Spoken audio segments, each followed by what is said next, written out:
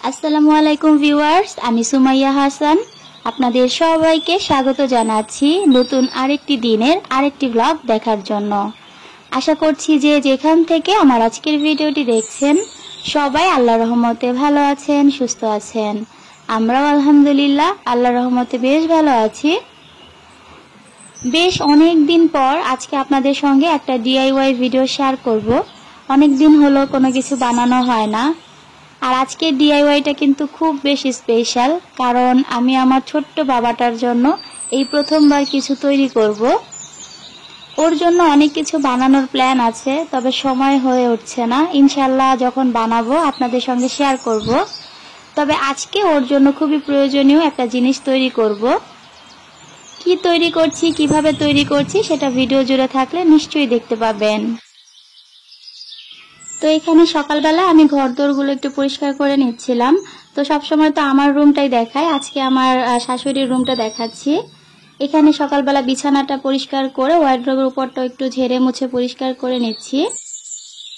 তো এখানে কাজ করতে করতে আজকে কিছু আপুর কমেন্ট পড়বো, মানে কিছু আপুর প্রশ্নের উত্তর দিব।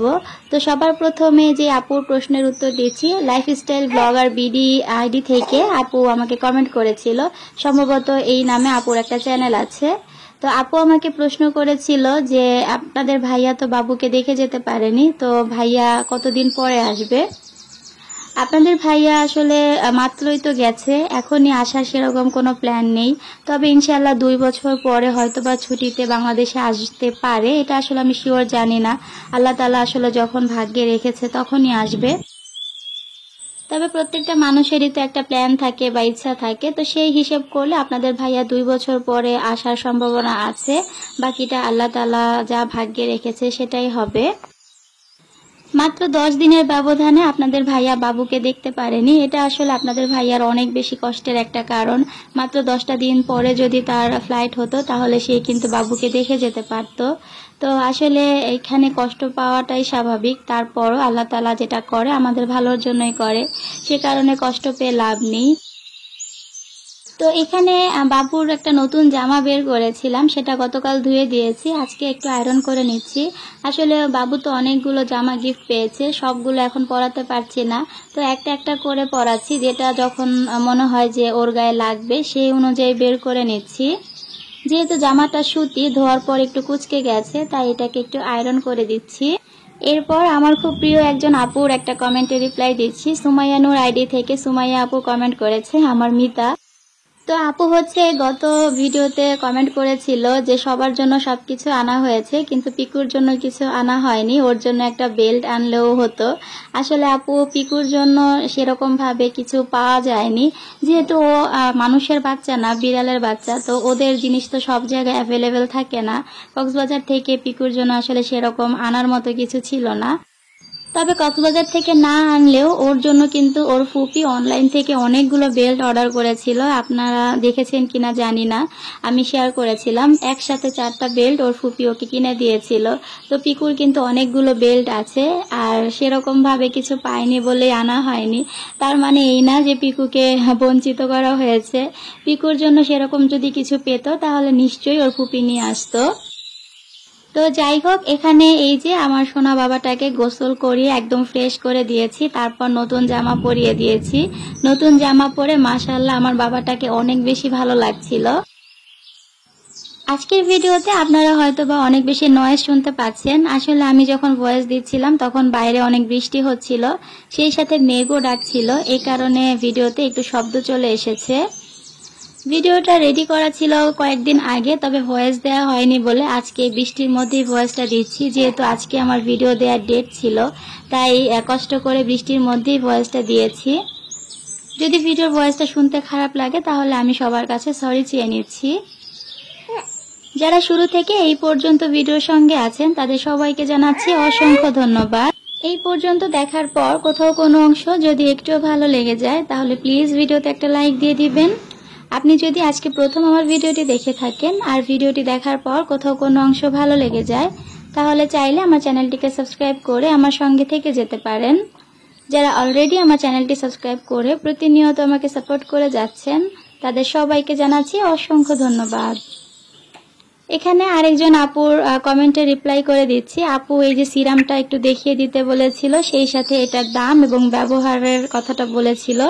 এই সিরামটা তো দেখতেই পাচ্ছেন আপু, এটা হচ্ছে ওয়ান স্প্রিং এর একটা সিরাম। এটার প্রাইস ছিল 350 টাকা, তবে আপনি একটু কম বেশি করে আনতে পারবেন। সেই সাথে আরেকজন আপু এই যে সানস্ক্রিনটা আমি দেখিয়েছিলাম, এটাও একটু দেখতে চেয়েছেন। তো এটা হচ্ছে কোলাজেন একটা সানস্ক্রিন, আর এটার SPF 50 দেয়া ছিল। এটা বেশ ভালো, মানে আমার কাছে ভালো লেগেছে, তাই আমি ভালো বলেছি।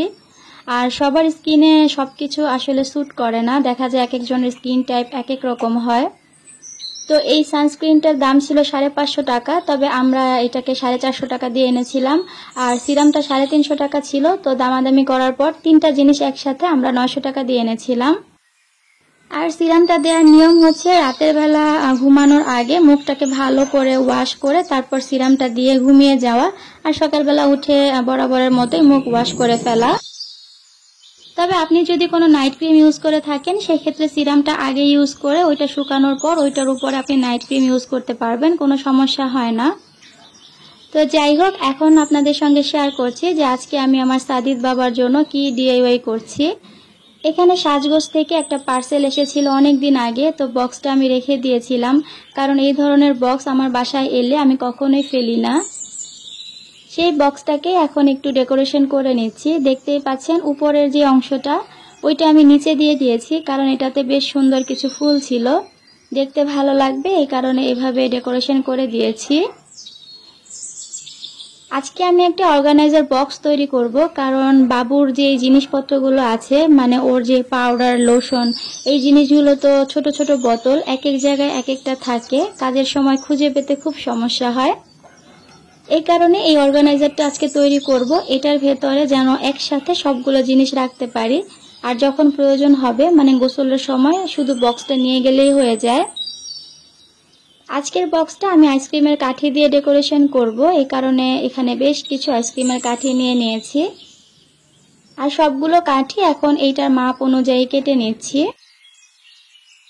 এই ধরনের অর্গানাইজার বানালে কিন্তু বেশ সুবিধা, মানে ছোটখাটো জিনিসগুলো খুব সুন্দর করে সাজিয়ে রাখা যায়। ড্রেসিং টেবিলের উপরে রাখলে দেখা যায় ক্লিনিংয়েও খুব একটা কষ্ট হয় না, বক্সটা একটু টেনে নিলেই জায়গাটা ক্লিন করা যায়। এতদিন যা কিছু বানিয়েছি সবটাই আমার ঘরের জন্য, সংসারের জন্য বা নিজের জন্য। এই প্রথমবার কোনো জিনিস বানাচ্ছি যেটা কিনা আমার সন্তানের জন্য, তো এটা বুঝতেই পারছেন খুব বেশি স্পেশাল আমার কাছে। আর বানানোর সময় ভাবছিলাম যে জিনিসটা বানালে কেমন লাগবে, ভালো লাগবে কিনা। খুব যত্ন সহকারে এবং মনোযোগ দিয়েই আমি জিনিসটা বানানোর চেষ্টা করেছি। এই যে দেখতে পাচ্ছেন পুরো জায়গাটা আমি আইসক্রিমের কাঠি দিয়ে কভার করে দিয়েছি, আর উপরে কিন্তু আমি কিছুটা আইসক্রিমের কাঠি একটু এক্সট্রা রেখেছি দেখার সৌন্দর্যের জন্য। এখন এটাকে সাজানোর পালা, তো তার জন্য আমি এখানে লেস নিয়ে নিয়েছি। এই লেসটা আমাকে আমার খুব প্রিয় একজন আপু গিফট করেছিল, তো এটা আমি যত্ন করে রেখে দিয়েছিলাম। আজকে মনে হলো যে এখানে ডেকোরেশনের কাজে লাগালে বেশ ভালো লাগবে, তাই এটা দিয়ে ডেকোরেশন করছি। বানানোর আগ পর্যন্ত আমি ভাবছিলাম যে এটা দেখতে কেমন না কেমন হয়, তবে বানানোর পর জিনিসটা এত বেশি সুন্দর হয়েছে, আমার কাছে মনে হয়েছিল আমি যতগুলো জিনিস বানিয়েছি তার মধ্যে এই জিনিসটা আমার কাছে সব থেকে বেশি ভালো লেগেছে। হয়তোবা আমি আমার ছোট্ট বাবার জন্য বানিয়েছি বলেই এতটা স্পেশাল মনে হয়েছে বা এতটা ভালো লেগেছে। তো এটা ডেকোরেশনের জন্য আমি কিছু লাভ কেটে নিয়েছি, তো সেটা আমি কিভাবে বানিয়েছি আপনাদেরকে দেখিয়ে দিচ্ছি। আইসক্রিমের কাঠির যে গোল মাথাটা থাকে ওখান থেকে জাস্ট একটু কোনাকুনি করে কেটে নিলেই কিন্তু খুব সুন্দর মতো এই লাভ শেপের এটা হয়ে যায়। এটা দেখতে বেশ কিউট মনে হয়। তো দেখতেই পাচ্ছেন কত সুন্দর একটা লাভ হয়ে গেল। আশা করি আপনারা ভিডিওতে দেখেই বুঝতে পেরেছেন যে এটা আমি কিভাবে বানিয়েছি। তো এই যে দেখেন লেস লাগানোর পর এটা কত বেশি সুন্দর লাগছে। তবে মাঝের অংশটা ফাঁকা দেখতে পাচ্ছেন, এই জায়গাতে আমি যে লাভগুলো বানিয়েছিলাম ছোট ছোট সেগুলো অ্যাড করব। আসলে অর্গানাইজার তো দোকান থেকে টাকা দিয়ে অনেক কিনে আনা যায়, তবে আপনি নিজে হাতে যেটা তৈরি করবেন সেটা সবসময় আপনার কাছে অনেক বেশি স্পেশাল মনে হবে। আর যেহেতু আমি আমার ছোট্ট সোনার জন্য বানাচ্ছি, তো সেটা ভালো না হলে কি হয়, এই কারণে একটু সুন্দর করে বানানোর চেষ্টা করেছি। বানানোর পর ফাইনাল লুকটা দেখে আপনারা অবশ্যই কিন্তু আজকের ভিডিওতে একটা কমেন্ট করে জানাবেন যে জিনিসটা কেমন হয়েছে।